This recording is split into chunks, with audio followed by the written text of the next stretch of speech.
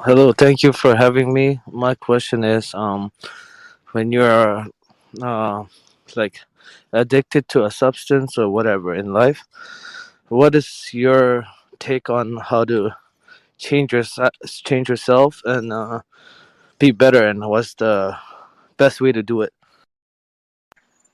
I cannot really provide advice about that because that's a very multifactorial and involved topic. I cannot just tell someone, well, go do this, but I will say that the very desire to no longer be addicted to something is perhaps the greatest factor which determines whether he ends up succeeding in becoming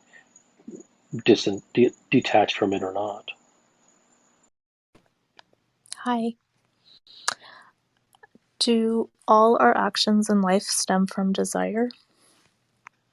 I mean, that's a very academic and broad question. That's a question that you is asked from arm's length. Ask what you really want to ask. Don't dress it up. Okay. Are there any selfless acts? Can we do things without that aren't selfless? And why would that matter, whether there is or not? I mean, let's say tomorrow that you did a selfless act. So what? How is your question anything beyond academia? How I'm is it just personal? How is it life affecting? How is it that you're drowning and you need to keep your head above water? The worst questions are the academic ones. That's why intellectuals have no chance. so would you say that what you're doing is based on desire or not? I have no idea why I do what I do. The words are simply being spoken. Do you This is do turning into a things that discussion. Hi, Kapil. Can you hear me? Go ahead. Can you hear me? Go ahead. Hi, Kapil. This is Frederick. I was wondering, when it comes to your work in all various forms, does it have any purpose what's being written, or is that only going to interfere? I don't know what you said because you broke up.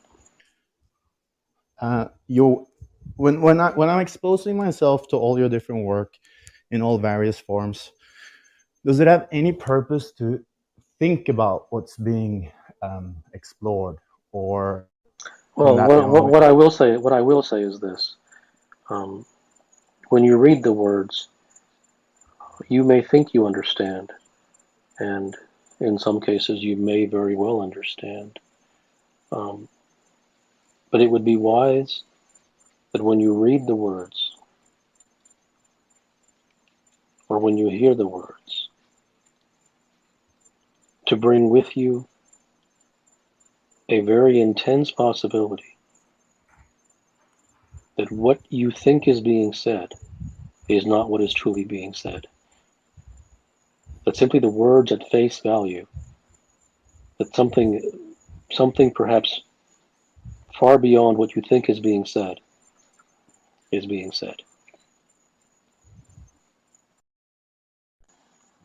Every human being is suffering in their life in various forms.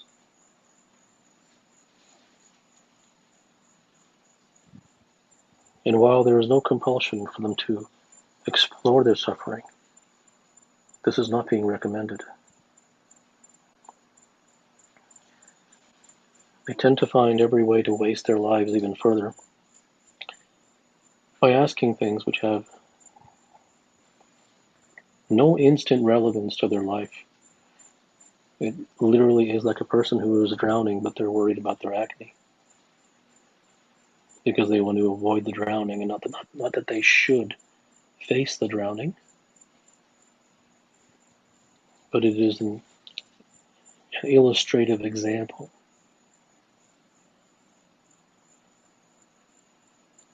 of how skillful human beings have become at wasting their time and their lives. Mr. Good evening. When there is a constant exposure to truth, we get to know about a particular thing, we arrive at the particular place. What do you mean by that constant exposure, sir? Is that is that I always um, is that I always be in a no I always imbibe myself where the goals are, where I want to arrive, or the system where I want to arrive? What is that, sir? Constant exposure to truth, what does it mean, sir?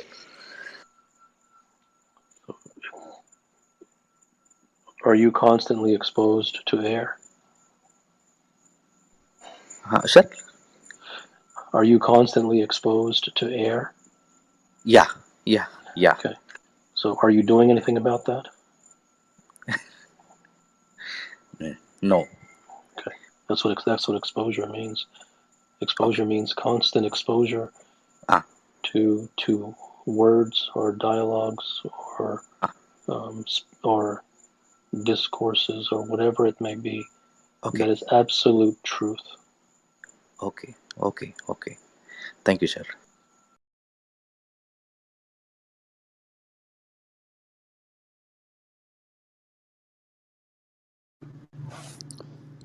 Thank you for hosting this. Um, I'd like to say that sometimes I let anger get over me and it just happens. And I feel really bad afterwards. Like, I should have not done it. It's unacceptable, but it just happens. And do I have to accept that as a reality? Is there any other alternatives to this? No, there's no prescription for that. All right, thank you. To pursue the attempt to become less angry will only lead you further down into illusion.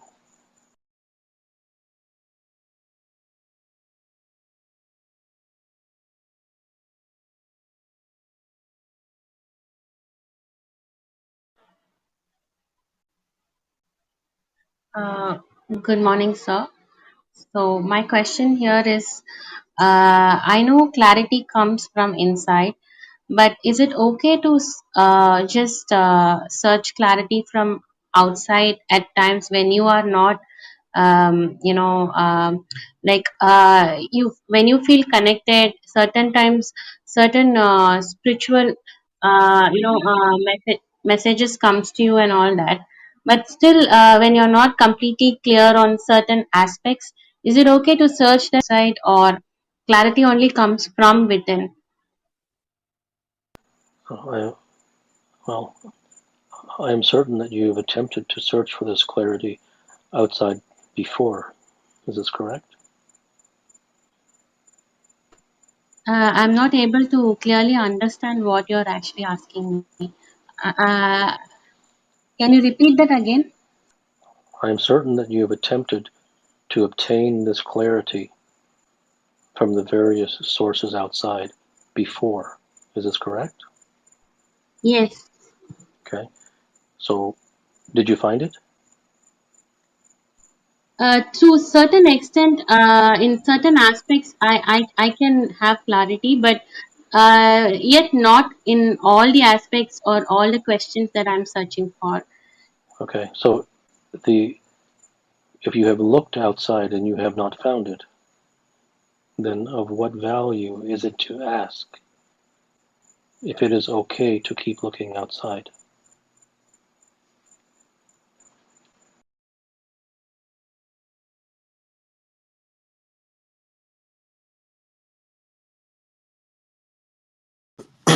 Hey, Siddha. Thank you for bringing me up. What is the deepest desire that you've had in your life?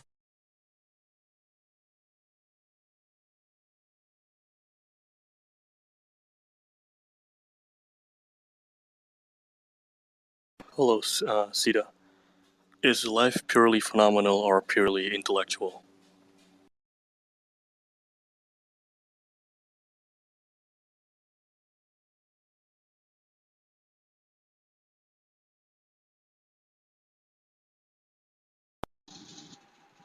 Namaste, Dr. Kapil sir. I wanted having followed your work for a few years and also having seen a lasting impact of it on my life, this is something that I encounter rather frequently. I have noticed that after going through your work, I developed these new insights. However, on being confronted with reality, I find myself having a lack of clarity on the necessary aspects of the implementation of it. So I wanted to understand from you, where am I going wrong? There is no implementation. You are prescriptionizing my words.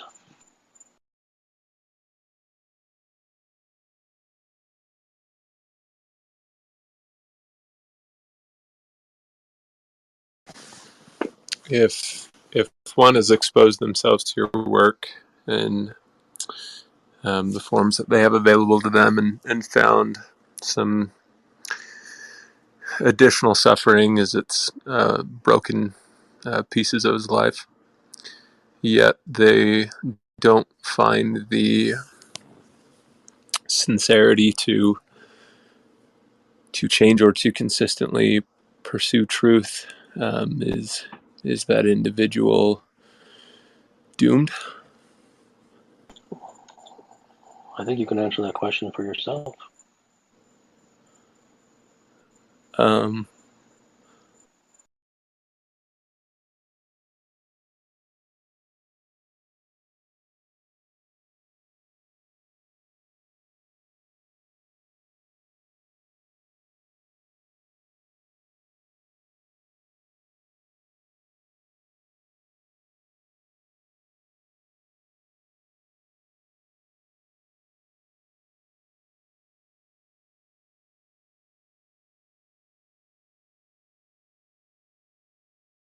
Hi.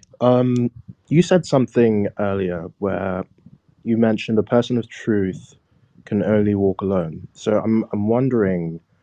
I don't know why it just spoke to me. So I'm wondering, what is a person of truth? I understand honesty. I understand speaking truth or thinking truth. But Well, a what do you person of mean? truth, a person. There's no dictionary definition, but when from a just in this vernacular, what I'm speaking about, a person of truth is an individual who is sincerely, not and unconditionally and non-prescriptively, um, without the banner of self-help or self-development or the poison of spirituality, is for whatever reason devoted to discovering the truth.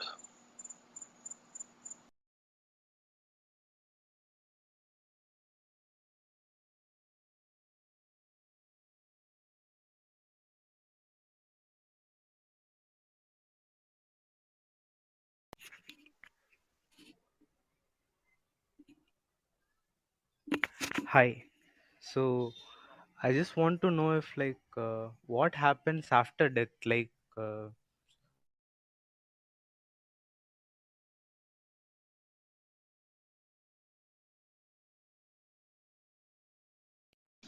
Hi, I just want to know, why does the mind seek pleasure?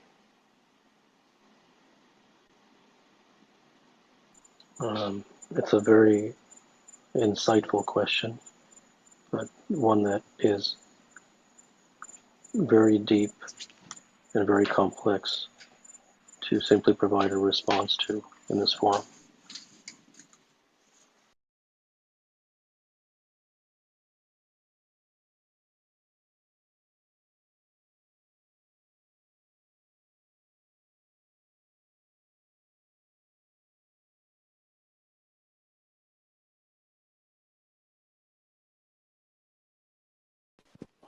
Hello, Siddha.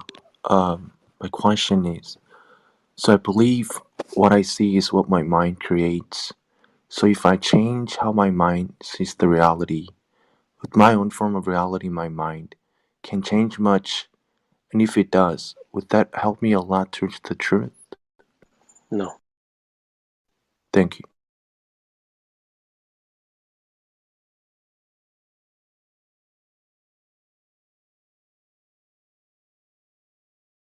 Hi, Kapil.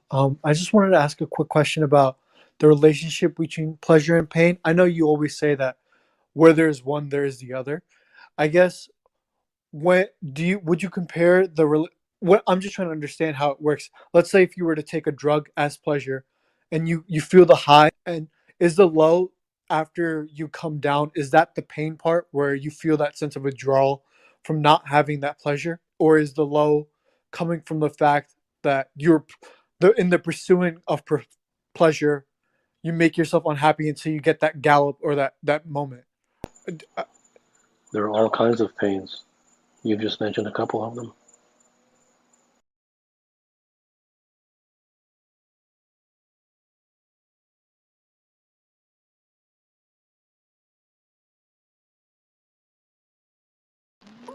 Hello, I have a question. So, do you think that people really enjoy pleasure?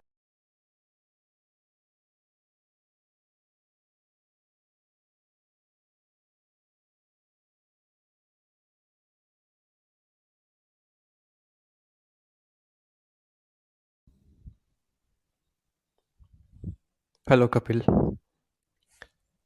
Um, I've been reading your work for the past 3 months, and before that, I've read Osho's work since I was 17. I'm 23 now, and whenever I read Osho's works and your works, I've seen truth, yeah, and I was able to resonate with whatever was said. It was only when I read your work that I had a deeper understanding of the truth, and what I had a much deeper understanding of the truth from your work. And this realization, which had always been there, it hit me even deeper, that the mind is a constant chatterbox, and it just doesn't end. One thought after the other, one thought after the other, and I really don't see, I don't see an end to this, like, because it's been long, and I really don't see an end to this. It's just it's a very very very very um, I wouldn't say painful, but it's just not the way to live life.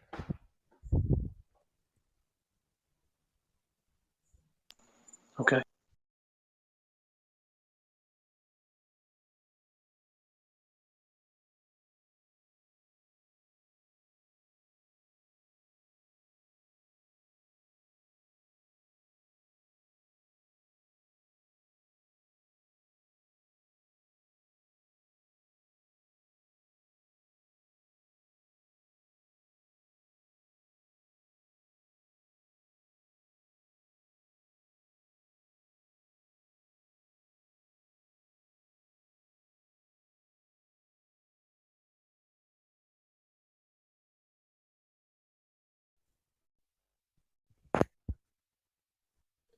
Thank you for the opportunity, Dr. Gupta. I feel like I have arrived at very few truths about the society myself, or if not, very close to arriving at those truths. And when I see you talking about certain truths about society, sometimes I feel like maybe I'm using it as a justification to arrive at an end to my process. It's just an inexplainable kind of feeling. So my question is, how do we, the exposure to the truths that happens from going through your work, how do we receive it?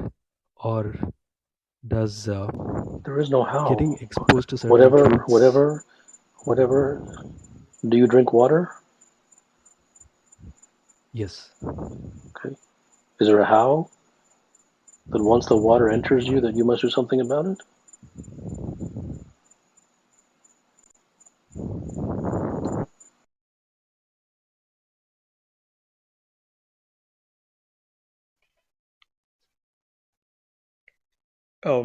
Hey, Kapil, thanks for bringing me on. I wrote down my question because I'm already kind of anxious right now.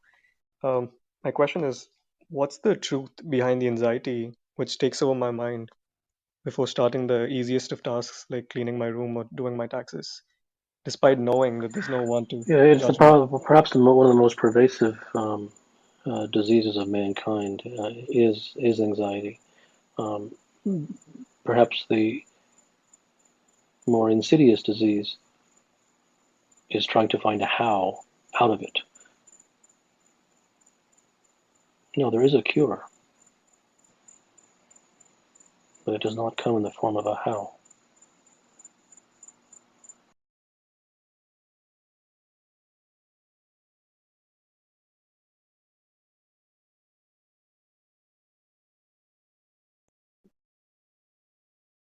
Hello, Siddha. I want to know if there is no how and there just is, then whatever is happening, whatever it just is. Everything is complete within itself, no matter what is happening in the moment. I think that these are things that you're talking yourself into. I don't believe you have a real question.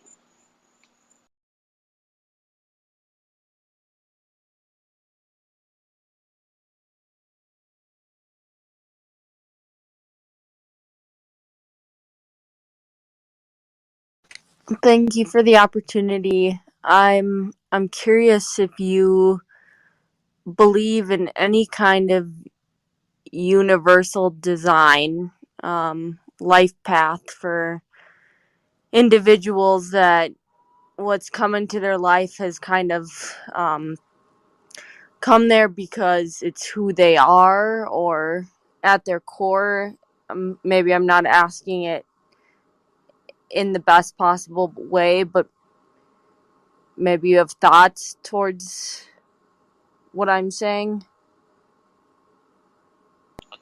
Perhaps the best thing would be for you to examine your own experiences and to compare the things that happened to you to see if those things were complementary to you, and if the things that happened to you that seemed random, that there was a system, some system to the randomness, that even though things that happened to you apparently randomly, they tended to provide some sort of effect. That would be perhaps the wiser pursuit than to ask it as an academic question.